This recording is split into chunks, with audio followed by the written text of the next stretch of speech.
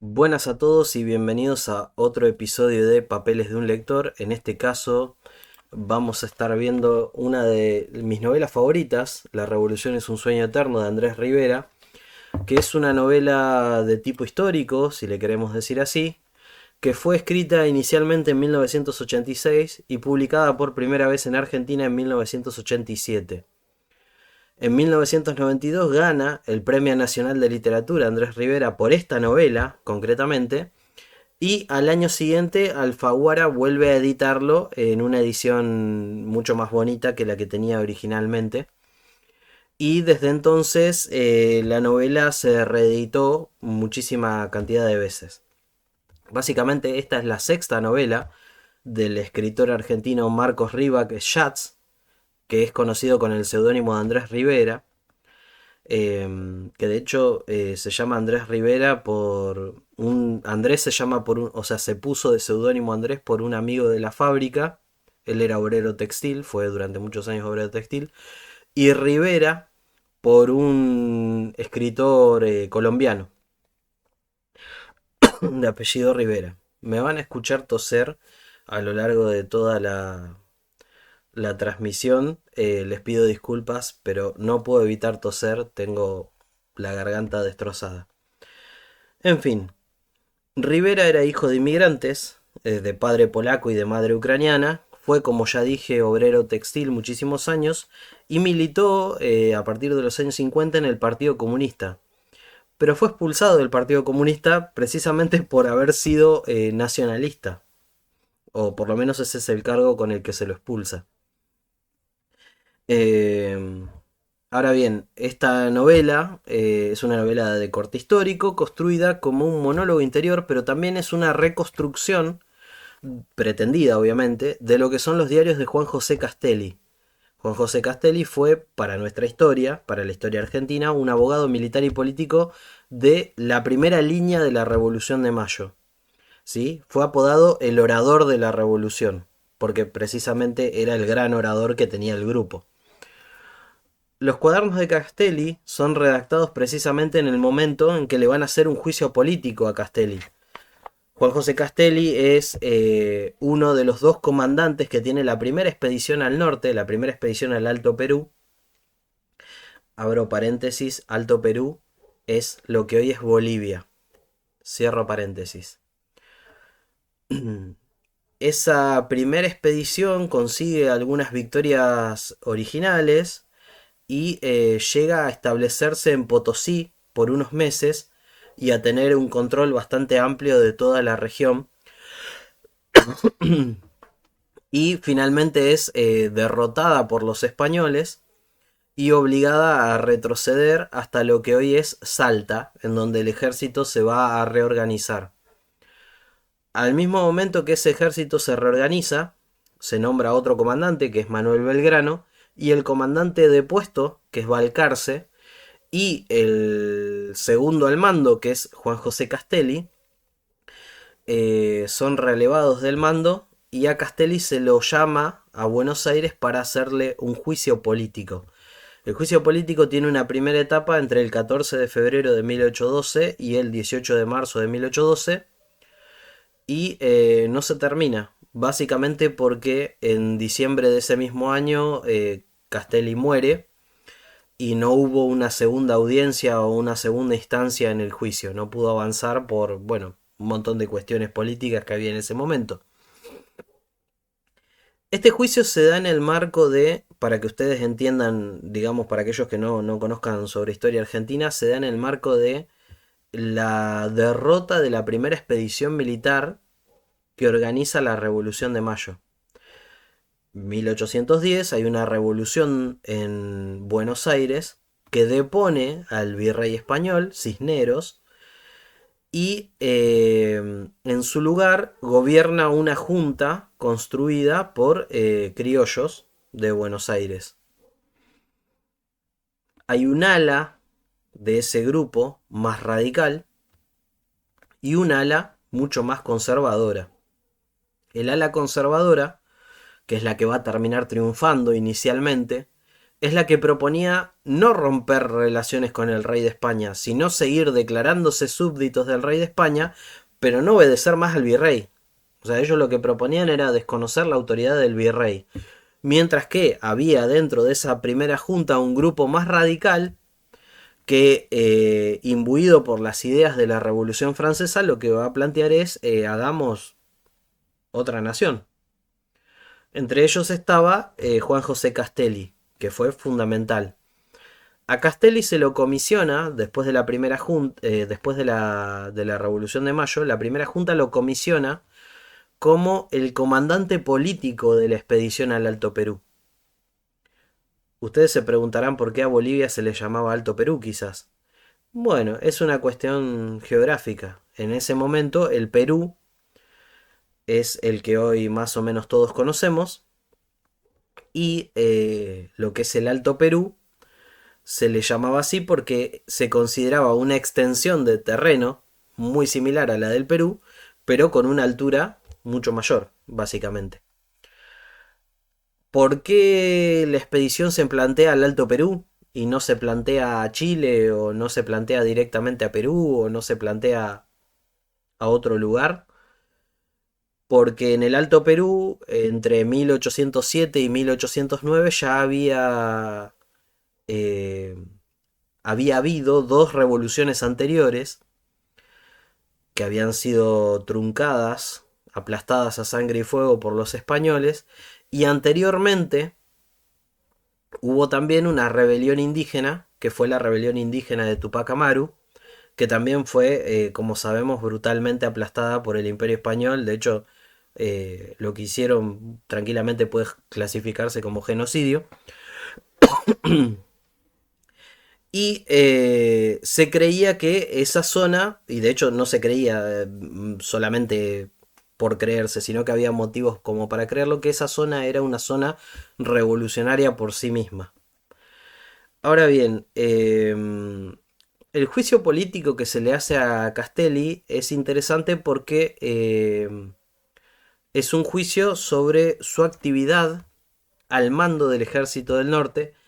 Y concretamente hay un punto entre los distintos puntos que se le hacen, pues se le hacen acusaciones de ofender a la religión, de ser sodomita, se le hacen acusaciones de zoofilia en un momento, o sea, hay toda una serie de acusaciones que él tiene que ir refutando paso por paso, escribiéndolas en los cuadernos rojos porque Castelli ha tenido un accidente con un cigarrillo, se ha quemado la lengua y debido a un tratamiento médico ineficiente propio de la época, ha desarrollado un cáncer de lengua, que es el cáncer de lengua que en diciembre de ese mismo año lo va a matar. Todo esto es real, ¿eh? Ahora bien, Castelli lo que hace Rivera es escribe en un cuaderno y va trayendo recuerdos de la revolución que lo obsesionan en ese momento de derrota. ¿Por qué? Porque es un tipo que soñó un país distinto. Y yo creo que lo lindo de la novela de Rivera es precisamente eso. Pues la novela de Rivera se encarna sobre un personaje vencido. Han triunfado los tibios, los ricos, los que se preocupan por ellos mismos, digamos, no los que se preocupan por el pueblo. Los que se preocupan por el pueblo han ido al frente y han sido vencidos en distintas circunstancias. O sea, Castelli por un lado, Belgrano en la expedición al Paraguay que también fracasa. A Moreno lo mandan en una misión diplomática a Europa y misteriosamente es asesinado. Bueno, misteriosamente muere en realidad, pero podemos decir que fue asesinado. Entonces esa ala revolucionaria que planteaba un país distinto, para 1812 prácticamente no existe. Y subsisten elementos de gente que quiere hacer la revolución en el interior. Pero curiosamente, esa gente que en el interior quiere hacer un país distinto, quiere hacerlo porque escuchó las prédicas de Castelli y de Belgrano a lo largo del viaje al norte. Lo cual es paradójico, digamos. Para entender esta historia lo que tenemos que entender es que hay distintos personajes. Mariano Moreno es el gran ideólogo de la revolución, es el personaje que va a ser asesinado en circunstancias misteriosas y que es el que se va a oponer a aquellos que en realidad no querían desconocer la soberanía del rey de España sobre estas tierras, encabezados por Saavedra. Es decir, Saavedra encabezaba el ala más conservadora y Mariano Moreno el ala más radical, que planteaba que había que romper completamente toda relación con España y había que fundar una nación distinta. Después estaba Domingo French. Domingo French, el coronel Domingo French, es uno de los delegados militares de Juan José Castelli.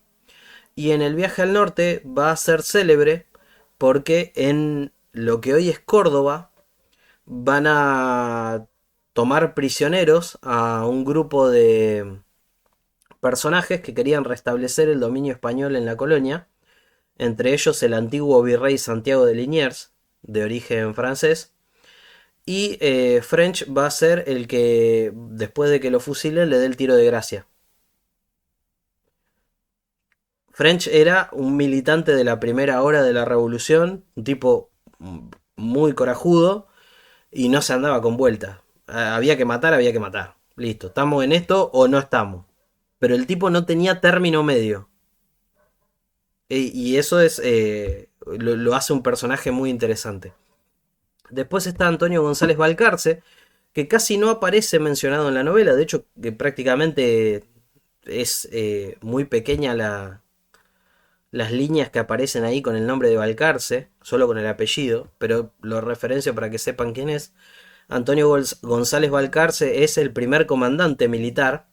Él era militar de carrera, se había destacado en la defensa de Buenos Aires contra las invasiones inglesas y fue nombrado comandante de la primera expedición al norte.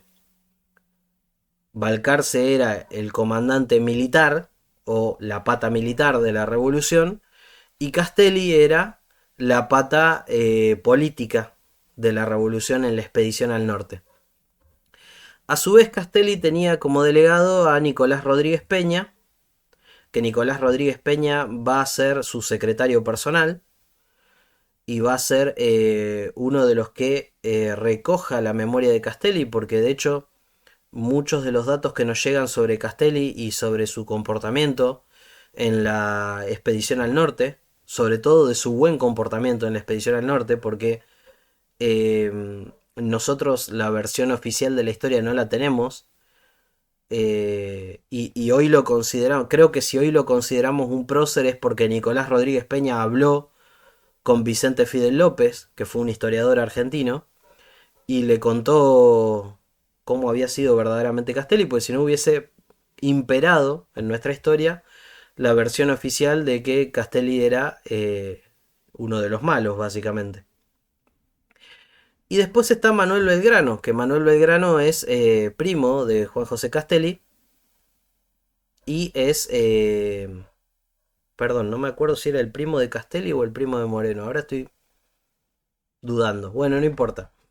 Y Belgrano también era uno de los ideólogos de la revolución. De hecho, sus ideas sobre la educación, la libertad de los pueblos, la autodeterminación de los pueblos a gobernarse, fue fundamental para que nosotros hoy seamos una nación. Es uno de los próceres máximos, Belgrano. Hoy, obviamente, desideologizado totalmente, porque se nos enseña una visión edulcorada de Belgrano, pero fue uno de los tipos que mejor pensó la idea de hacer un país distinto. Y también murió pobre y olvidado como lo fue Castelli y como lo fue Moreno. Son los grandes perdedores de esta historia, digamos. Ahora, la novela se plantea entonces como un raconto de las actividades de Castelli en el mando de esa primera expedición militar y las luchas intestinas con los otros miembros de la primera junta, que son Juan José Paso, Manuel Alberti, Cornelio Saavedra, Miguel de Ascuénaga, que son esta ala radical que no quería conservadora, perdón, que no querían romper con la corona española, sino que solamente querían gobernar ellos, nada más. Pero querían seguir tributándole al rey español como súbditos que eran en ese momento. Eh, Ahora bien, en el ejército del norte las armas patriotas son derrotadas y en Buenos Aires, después de la misteriosa muerte de Mariano Moreno, el ala radical de la revolución también es derrotada. Ahora bien, en el medio pasan varias cosas. Es decir, en el momento en que Castelli recuerda no solo los inicios de la revolución, sino también los episodios fundamentales que son el fusilamiento de Liniers en Cabeza de Tigre. Cabeza de Tigre es el lugar donde se lo fusila. El 26 de agosto de 1810 y la batalla de Suipacha el 7 de noviembre de 1810, que es la primera batalla ganada por las Provincias Unidas del Río de la Plata y que es la batalla que les permite tomar Potosí. Potosí en ese momento era una de las ciudades más ricas del virreinato y además era central para el comercio con el Pacífico, porque todo el comercio, todas las vías comerciales que había entre Buenos Aires y Lima, triangulaban en Potosí. Entonces, vaya si no era importante en ese momento la ciudad. Bueno, sigue siendo una ciudad importante latinoamericana, pero en ese momento era central para la estructura económica de la colonia. En Potosí, Castelli va a hacer un discurso muy importante posterior a la batalla de Suipacha, en donde va a declarar no solo la supresión de la mita, los sistemas de encomienda, creo que eran la mita y el yanaconazgo, si no lo estoy pronunciando mal, que eran los sistemas de explotación indígena que existían en ese momento. Es decir, los españoles tenían organizado un sistema que virtualmente era de esclavitud, por el cual los aborígenes tenían que morir en las minas de plata y estaño para... Bueno, en ese momento no se extraía estaño, se extraía la plata. El estaño es el residuo de lo que quedó. De hecho, se lo empieza a explotar mucho después, perdón por eso. Pero las minas de plata que había en los alrededores de Potosí y tenían que morir básicamente a cambio de un magro sueldo que en realidad no era un sueldo y que muchas veces no se pagaba por años. O sea que verdaderamente vivían en la esclavitud, pues tenían que ir a trabajar obligados a esas minas y técnicamente alguien les pagaba un pecunio, que era el comendador de Indias, que en realidad no les daba nada, básicamente porque los explotaba hasta que morían. Ahora bien, ese sistema es suprimido por Castelli, que declara en un discurso que quedó para la historia, eh, que bajo esa revolución y en esa América todos los hombres libres son iguales, sean negros, aborígenes o blancos, no importa. Y ese es el eje central de esta novela. Y es maravilloso porque Castelli lo que hace como personaje en la novela es replicar... Uy, perdón, me fui de tema. Es replicar precisamente lo que hizo el Castelli real, pero de una forma todavía más poética, pues la prosa de Rivera le agrega un dramatismo que quizás el personaje real no tenía. O sí, pero no lo podemos saber porque no se conserva nada conocido como los diarios de Castelli. Si hubo diarios de Castelli o hubo cuadernos de anotaciones de Castelli, han sido cuidadosamente borrados de nuestra historia, digamos. Entonces el autor, Rivera, juega con la posibilidad de la existencia de esos cuadernos que cuenten precisamente la otra versión de la historia. Y esto es muy interesante, porque nosotros nos habituamos a creer que la Revolución de Mayo fue un hecho en donde imperaba una sola línea, es decir, donde todos querían un país soberano, independiente, en libertad, donde todos los hombres sean iguales, etcétera, etcétera, etcétera. Y en realidad esto no es así. O sea, dentro de la primera junta, nosotros teníamos gente como a Ascuénaga, que había sido comerciante de esclavos, o a Cornelio Saavedra, que provenía de una de las familias más ricas del norte, del Alto Perú. Precisamente creo que él, no sé si era de Cochabamba o de Potosí, pero era en ese momento del Alto Perú. O sea, era de lo que hoy es Bolivia, básicamente. Y su familia venía de la aristocracia. Entonces él no quería dejar de tributarle a los españoles. Lo único que quería era ser dueño del comercio, digamos, del puerto de Buenos Aires. Entonces ahí vemos que los que muchas veces nosotros consideramos como patriotas fueron en realidad tipos que no lo eran tanto, o que perseguían un motivo más egoísta. Y lo interesante de esto es que hubo otros que no fueron egoístas, que no tuvieron una visión tan pequeña de las cosas como, no sé, sacar a un virrey para quedarnos nosotros con el negocio, básicamente, sino crear una nación distinta y fueron borrados del mapa. Murieron mal, fueron asesinados, fueron traicionados, fueron negados por la historia oficial, sus documentos fueron quemados, perdidos. Y yo creo que lo interesante de esta novela para cualquier persona que no sea argentina, pero que sea latinoamericana, es que puede llegar a entenderlo.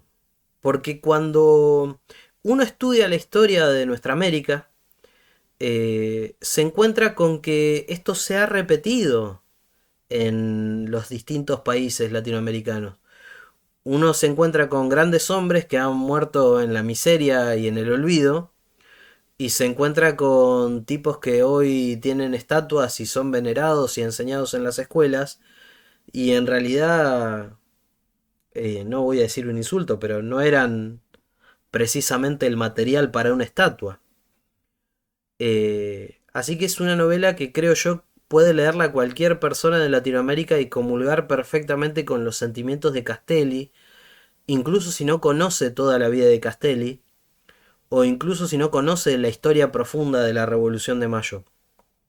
Y de hecho, si no la conoce, ya con lo que vio con lo que vio de mi video puede llegar a conocerla. Si llegaste hasta acá y todavía no te suscribiste, por favor suscríbete, que me ayuda mucho. Y dale like, también eso me ayuda muchísimo. En fin, yo quería terminar, porque no me da más la voz, pero quería terminar este capítulo, este episodio, un poco más breve de lo normal. De hecho, estamos en 24 minutos y habitualmente ocupamos 40 minutos para hablar de una obra, pero quería terminar leyéndoles un pedacito de la novela que es un pedacito que a mí me gusta mucho. Para ponerlos en contexto, hay un capítulo de la novela en donde el que habla, básicamente, es el capítulo 22, es el esclavo. Hay un esclavo, Segundo Reyes, que es un esclavo liberto, es decir, ha sido liberado por las armas de la revolución, por el ejército del norte, y se ha unido a Castelli y lo ha acompañado a lo largo de toda su vida. Ese hijo de africanos, que es Segundo Reyes, eh, lo acompaña durante toda la campaña al norte y después lo sigue en su desventura. De hecho, es uno de los pocos que lo acompaña a Castelli hasta el final, básicamente. Y de la mano de Andrés Rivera se convierte en un personaje con un relieve poético hermoso, porque dice así, y escuchen. Segundo Reyes dijo que el recuerdo es peor que Dios cuando pierde la paciencia, que la viruela, que la sífilis, que el hambre, que el escorbuto. Dijo que recordaba al doctor Juan José Castelli en el ejército del Alto Perú, jurándole que un hombre libre es igual a otro hombre libre, y que donde fuesen las armas de la libertad darían tierra, pan, trabajo y escuelas a blancos, negros e indios. Dijo que escuchó al doctor Castelli como se escucha al Mesías, y que marchó por las calles de piedra del Alto Perú, él, Segundo Reyes, vestido con el uniforme de un hombre libre, detrás del doctor Castelli y de los tambores de un ejército de hombres libres que tronaban por las calles del Alto Perú. ¡Viva la patria!